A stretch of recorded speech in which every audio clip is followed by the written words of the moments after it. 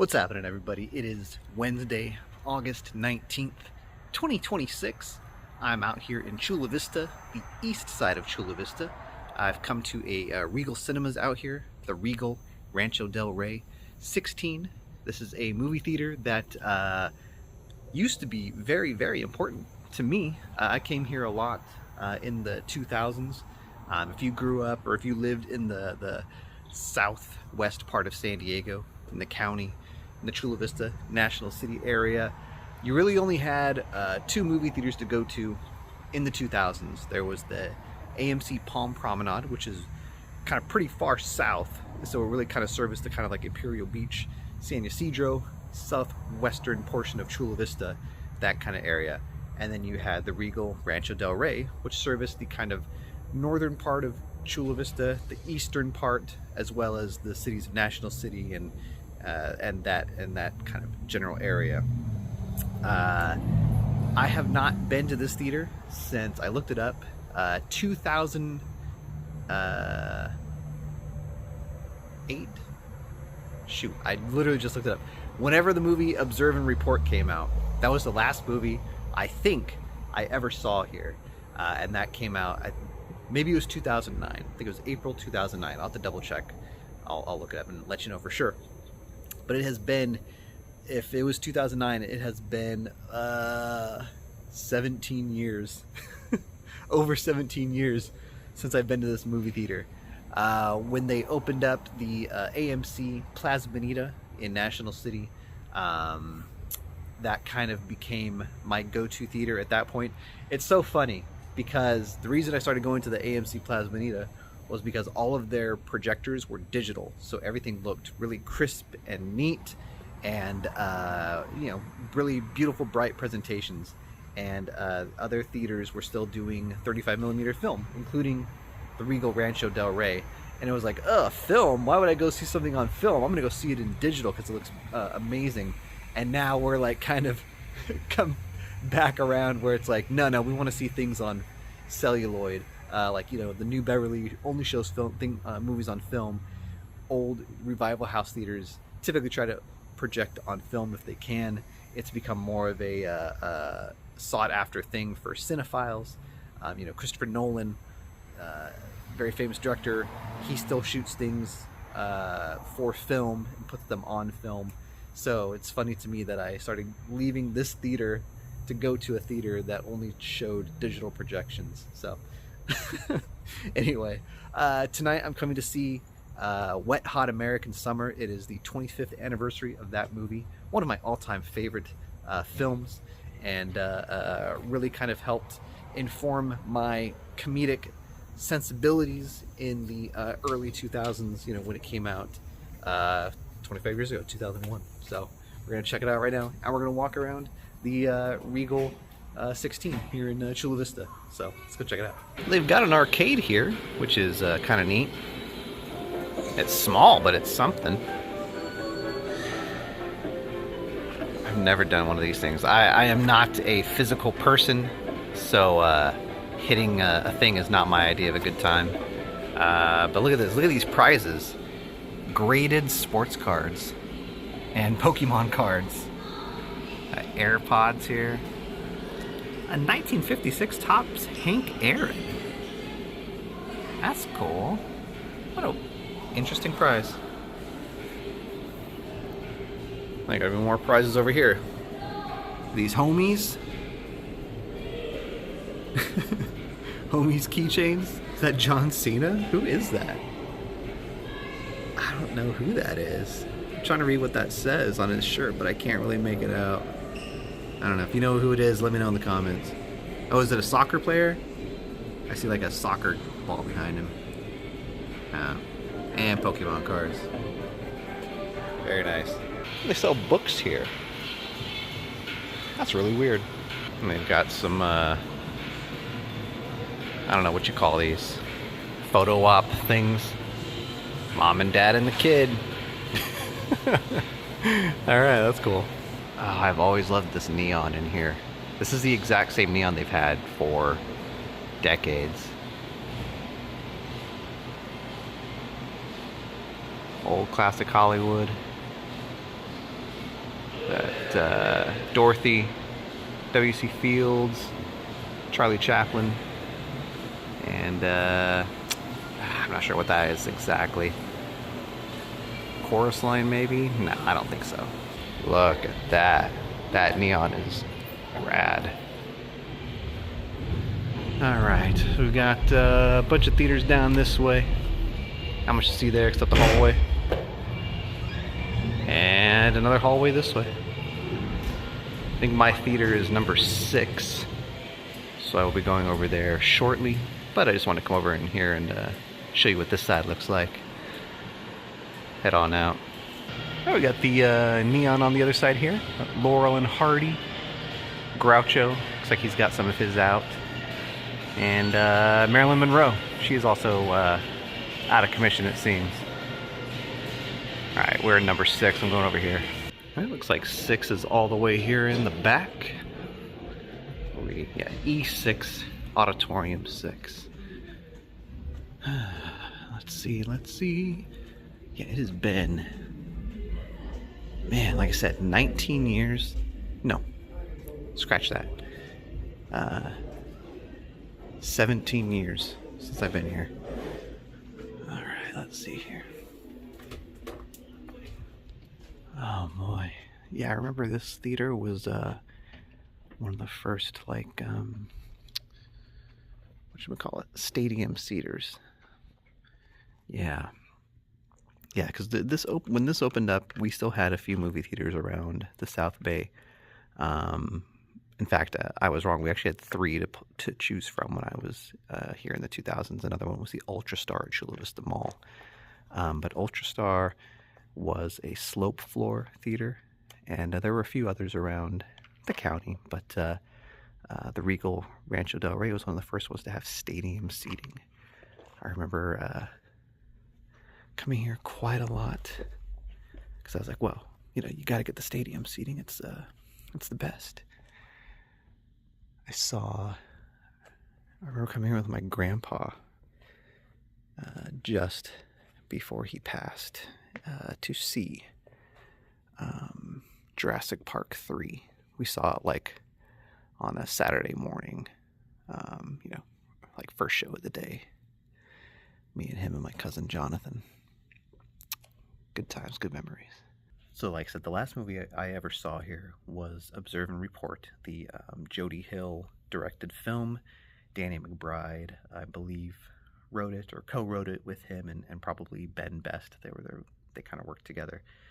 That was their kind of big Hollywood breakthrough after Foot Fist Way came out. They did Observe and Report.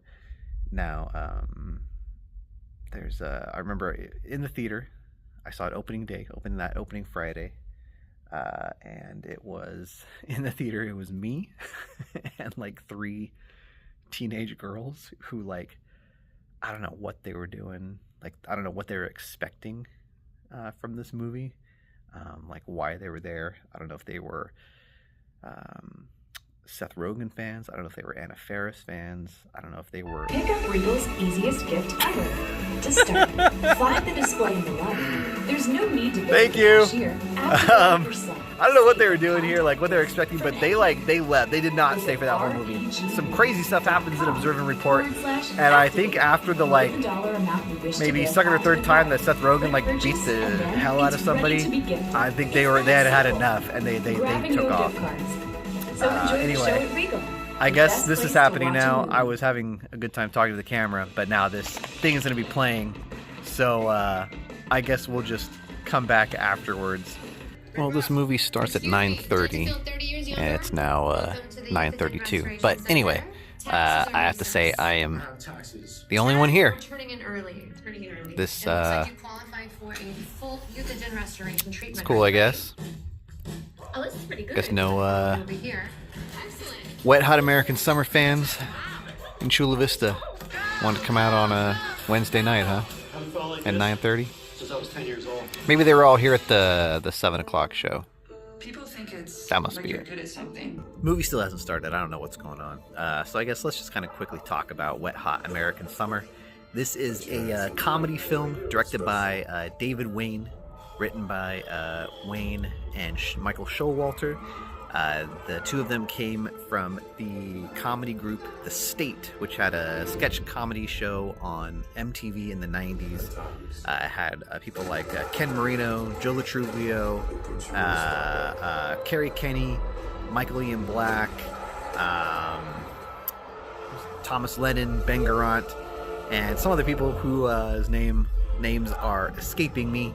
But the group of them, after The State was over, they worked together on Wet Hot American Summer. So it was a underground cult film from an underground cult television program, and did not do well when it came out. It wasn't a box office smash or anything like that. In fact, I remember when I started working at Hollywood Video in February of 2001,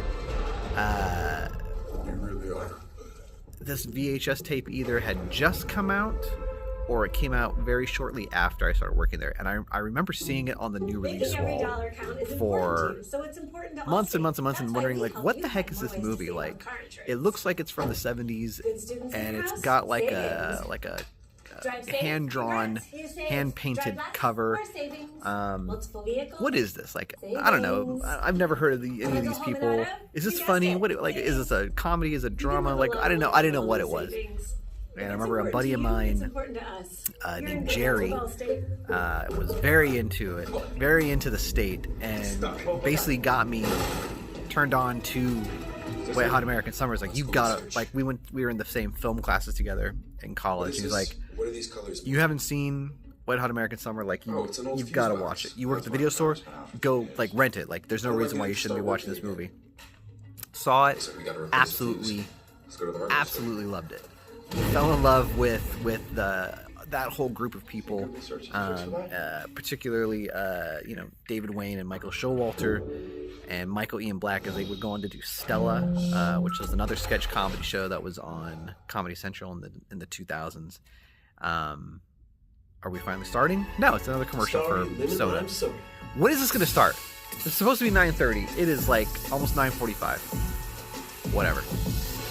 Anyway, so yeah, it's different. Very excited to see this on a big screen. I've only ever seen this on a TV or a computer screen, so to have this experience in a theater is very cool.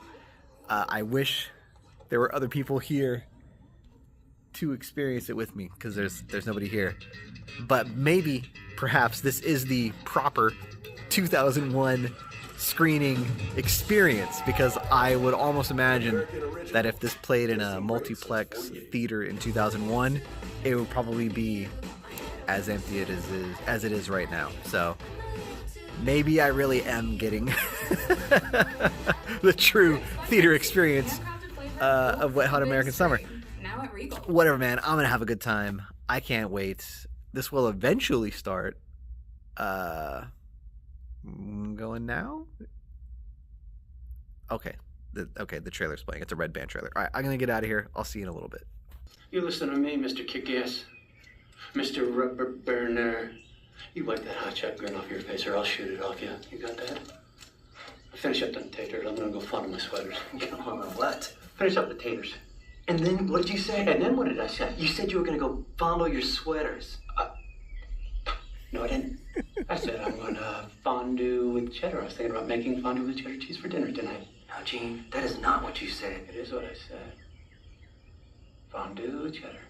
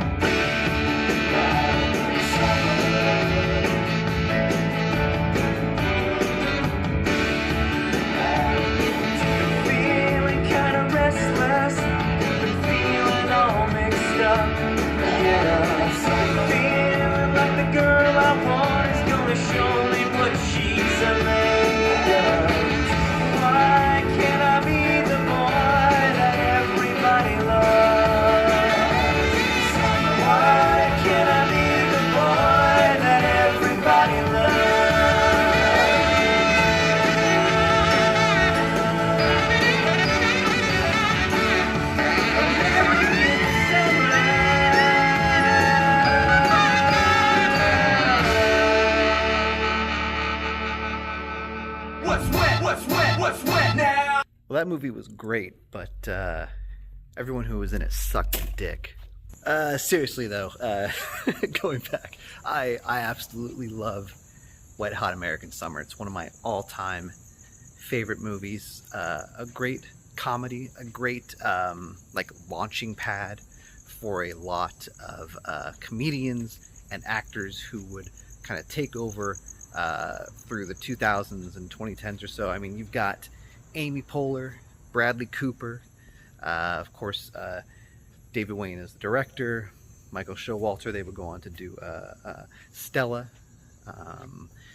David Wayne would do films like Role Models and Wanderlust, and this year's Gail Daughtry and the Celebrity Sex Pass. Just a really great comedian. If you want another great Michael Showalter movie, he did a movie called The Baxter, which is really good. And more recently, I think about 10 years ago or so, he did a movie with Paul Rudd and what's her name? Amy Poehler. Called They Came Together, which is also really funny. It's the same kind of absurd style as Wet Hot American Summer. So this movie is very weird, intentionally odd and strange and surreal.